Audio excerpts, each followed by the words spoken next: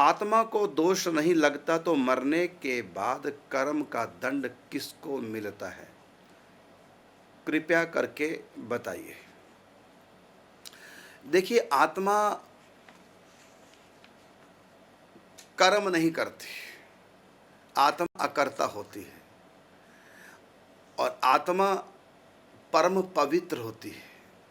ये जो दंड सुख दुख जो होता है, ये मन के द्वारा इंद्रियां कर्म में प्रवृत्त होती हैं और शरीर के माध्यम से, तो दंड भी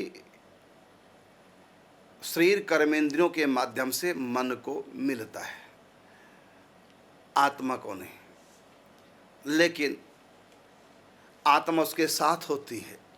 जैसे हीरा है, अब वो हीरा है, मान लो उसकी कीमत 1 करोड़ रुपए है, यदि वो कीचड़ में गिर जाए तब भी वो 1 करोड़ रुपए का है।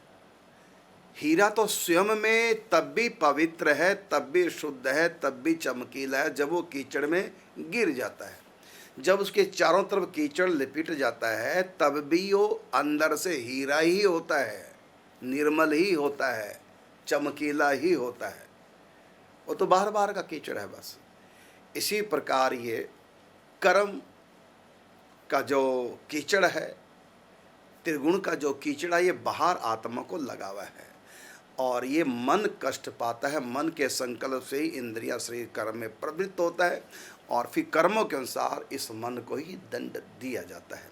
और आत्मा क्या करते, इस मन से सायुज्य कर लेती है। अर्थात आत्मा, जैसे आप एसी रूम में बैठे हैं, अंदर बिल्कुल ठंडा है, यदि आप खिड़की खोल के बाहर झांकेंगे तो भले कमरा भीतर से ठंडा है लेकिन बाहर की गर्म हवाएं लगेगी ही लगेंगी। तो ये बाहर का सिर्फ खेल है, भीतर से तो ईश्वर अंश जीव अविनाशी चेतन अमल सहज सुख राशि। लेकिन आत्मा क्या है, ये अपने स्वरूप का चिंतन न करके बाहर का, मतलब अपने कमरे का हम आनंद ना लेकर के एसी का हम खिड़की खोल के बाहर झांकने लग जाएं तो फिर बाहर की गर्म हवाएं मिलती हैं। तो इसी प्रकार हम अपने स्वरूप को भूल गए और अपने आप को मन मान बैठे, तन मान बैठे, बुद्धि मान बैठे। बस इसी का ये दुख का यही कारण है। यदि ये अज्ञान मिट जाए तो ना दुख है ना सुख है, एक आनंद है, निजानंद है।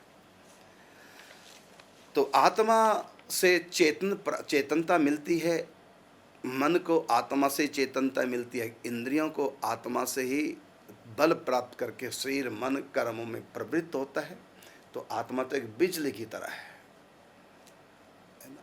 तो जैसे बिजली के कारण से अनेक यंत्र काम करते हैं, इसी प्रकार आत्मा एक शक्ति है, वो पूरे शरीर को, मन इंद्रियों को कर्म करने की शक्ति देती है।